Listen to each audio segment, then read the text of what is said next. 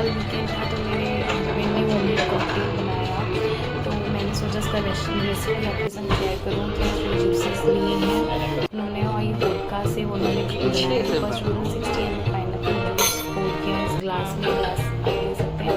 फिर ये sugar syrup 60 ml again same quantity, इसको फोड़ के ग्लास में सॉल्ट ऐड किया है।